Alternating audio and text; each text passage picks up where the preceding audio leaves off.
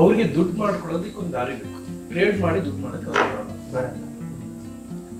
ಅದಕ್ಕೆ ಸುಮಾರು ಜನ ಗೂಬೆಗಳು ಇರ್ತಾರಲ್ಲ ಅಂತ ಅವರೇ ಒಂದು ಲೆಕ್ಕಾಚಾರ ಮಾಡ್ಕೊಂಡು ಎಲ್ಲ ಟ್ರೇಡರ್ನ ಗೂಬೆ ಮಾಡಿ ಗೂಬೆ ಕುಣಿಸಿದ್ದಾರೆ. 2,000 ರೂಪಾಯಿ ತಿಂಗಳಿಗೆ SMS ಕಳಿಸ್ತೀವಿ, ಕಾಲ್ ಕಳಿಸ್ತೀವಿ. ಅಲ್ಲಿ ದುಡ್ಡು ಮಾಡ್ಲಿಕ್ಕೆ ಏನ್ ಬೇಕು? ಮಾರ್ಕೆಟ್ ಹಿಂದೆ ಹೋಗೋದು ಹೆಂಗೆ ಅಂತ ಕಲಿಬೇಕು. ಮಾರ್ಕೆಟ್ ನ ಫಾಲೋ ಮಾಡೋದು ಹೆಂಗೆ ಅಂತ ಕಲಿಬೇಕು. ಮಾರ್ಕೆಟ್ ನ ನಾನು ಆಪರೇಟ್ ಮಾಡ್ತೀನಿ, ಪ್ರಿಡಿಕ್ಟ್ ಮಾಡೋದಂತೆ, ಆಪರೇಟ್ ಮಾಡೋದಂತೆ. ನಾವೇನ್ ಮಾಡ್ತಾ ಇದ್ದೀವಿ? ಡೈನಾಮಿಕ್ ಸಿಸ್ಟಮ್ ನಮ್ಗೆ ಬೇರೆ ಗೊತ್ತಿಲ್ಲ. ಫಾಲೋ ಮಾಡೋದು. ಆ ಕಾಲ್ ಟಿಪ್ಸ್ ಅಂತ ನಾವು ಯೂಸ್ ಮಾಡಿದ್ರು ನಾವು ಬರ್ನಾಗ. ನಾರ್ಮಲ್ ಆಗಿ ಟ್ರೇಡರ್ ಸ್ಟಾಕ್ ಮಾರ್ಕೆಟ್ ಅಲ್ಲಿ ಅರ್ನ್ ಮಾಡಕ್ ಆಗೋದೇ ಇಲ್ಲ ಅಂತ ಸ್ಟ್ರಾಂಗ್ ಒಪಿನಿಯನ್ ಇಟ್ಕೊಂಡಿರ್ತಾರೆ ಮನಸ್ಸಲ್ಲಿ. ಬಟ್ ನಾವು ಡೈನಾಮಿಕ್ ಸಿಸ್ಟಮ್ ಯೂಸ್ ಮಾಡಿ ನಾವು thousands of percentage profit earn ಮಾಡ್ತಾ ಇದ್ದೀವಿ. ಏನ್ ಡಿಫ್ರೆನ್ಸ್ ಇರಬೇಕು? ಯಾವ್ದು ಎರಡಕ್ಕೂ ನಾರ್ಮಲ್ ಟ್ರೇಡರ್ಸ್ಗೂ ಮತ್ತೆ ಡೈನಾಮಿಕ್ ಸಿಸ್ಟಮ್ ಯೂಸ್ ಮಾಡೋ ಟ್ರೇಡರ್ಸ್ಗೂ. ನಾರ್ಮಲ್ ಟ್ರೇಡರ್ಸ್ ಏನು ಯೂಸ್ ಮಾಡ್ತಾರೆ? ನಾರ್ಮಲಿ ಟಿಪ್ಸ್ ಯೂಸ್ ಮಾಡ್ತಾರೆ. ಟಿಪ್ಸ್, ಕಾಲ್ಸ್, ನ್ಯೂಸ್ ಪೇಪರ್ ಅದೆಲ್ಲ ಟ್ರೈ ಮಾಡ್ತಿರ್ತಾರೆ. ಬಟ್ ನಮ್ಮ ಡೈನಾಮಿಕ್ ಸಿಸ್ಟಮ್ ಅಲ್ಲಿ ಸಿಗ್ನಲ್ ಬಂದು ಕರೆಕ್ಟ್ ಸಿಗ್ನಲ್ ಮಾತ್ರ ಫಾಲೋ ಮಾಡ್ತಾರೆ. ಸೊ ಡೈನಾಮಿಕ್ ಸಿಸ್ಟಮ್ ಬಂದಿರೋದು ಬರೀ ಅರ್ನ್ ಮಾಡೋದಕ್ಕೆ ಟಿಪ್ಸ್ ಕಾಲ್ಸ್ ಕೊಡೋದಕ್ಕೆಲ್ಲ ಅಲ್ವಾ? ಡೈನಾಮಿಕ್ ಸಿಸ್ಟಮ್ ಕ್ರಿಯೇಟ್ ಆಗಿದ್ದು ಹೆಂಗ್ ಮಾಡೋದು, ಮನಿ ಹೇಗೆ ಎಷ್ಟು ದುಡ್ಡು ಮಾಡೋದು ಅಂತ ಟಿಪ್ಸ್ ಕಾಲ್ಸ್ ಕೊಡೋರು. ಅವ್ರು ಜಸ್ಟ್ ಅವ್ರ ಬಿಸ್ನೆಸ್ ಮಾಡ್ತಾರೆ. ಅವ್ರ ಟಿಪ್ಸ್ ಕಾಲ್ಸ್ ಕೊಡೋದು ಸುಮ್ಮನೆ ಕೂತ್ಕೊಂಡು ಅದು ಕೊಟ್ಕೊಂಡು ಮಾರ್ಕೆಟರ್ಸ್ ಅಲ್ಲಿ ಒಂದೊಂದು ನಿಮಿಷಕ್ಕೂ ಕೊಡ್ಬೇಕು. ಒಂದು ಬೈ ಕೊಟ್ಟು ಸೆಲ್ ಕೊಡ್ಬೇಕು, ಸ್ಟಾಪ್ ಲಾಸ್ ಕೊಡ್ಬೇಕು, ಟಾರ್ಗೆಟ್ ಕೊಡ್ಬೇಕು. ಅದನ್ನ ಅದು ಕೊಟ್ಕೊಂಡು ಕೂತ್ಕೊಳ್ಳೋ ಟೈಮಲ್ಲಿ ಅಲ್ಲಿ ಮಾರ್ಕೆಟ್ ಅಲ್ಲಿ ಇನ್ವೆಸ್ಟ್ ಮಾಡ್ಬಿಟ್ಟು ಟ್ರೇಡ್ ಮಾಡೋದು ಎಷ್ಟು ಅರ್ನ್ ಆಗ್ಬೋದು? ತುಂಬಾ ಅದು ಬಂದು ಆಕ್ಚುಲಿ ಎಲ್ಲ ಪರ್ಟಿಕ್ಯುಲರ್ ಆಗಿ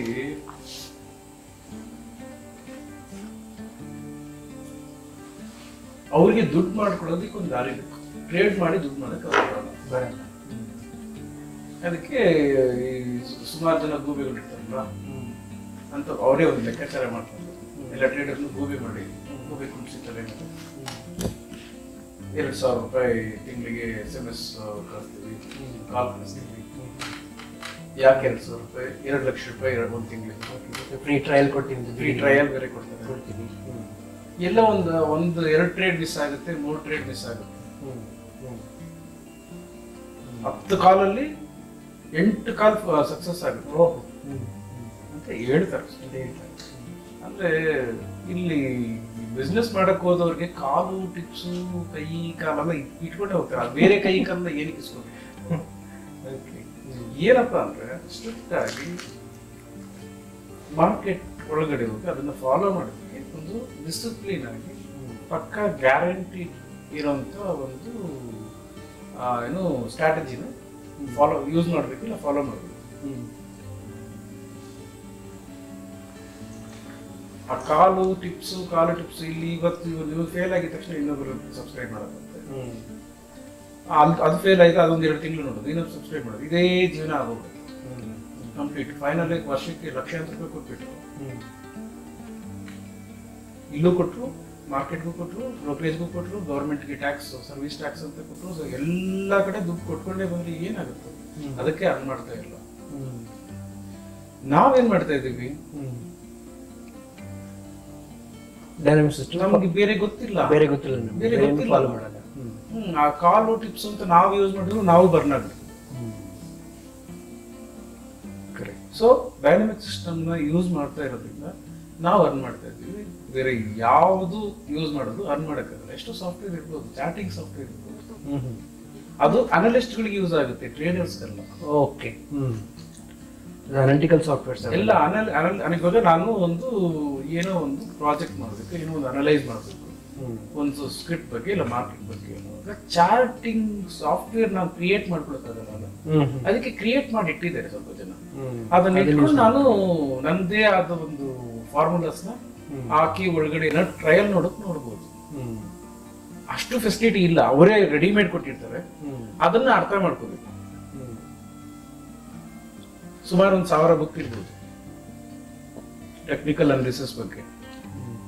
ಬಟ್ 1000 ಬುಕ್ ಅಲ್ಲೂ ಅದೇ RSI, ಅದೇ ROE, ಅದೇ oscillators, ಅದೇ ಮೂವಿಂಗ್ ಅವರೇಜ್, ಅದೇ ಫಿಬೊನಾಚಿ ರಿಟ್ರೇಸ್ಮೆಂಟ್.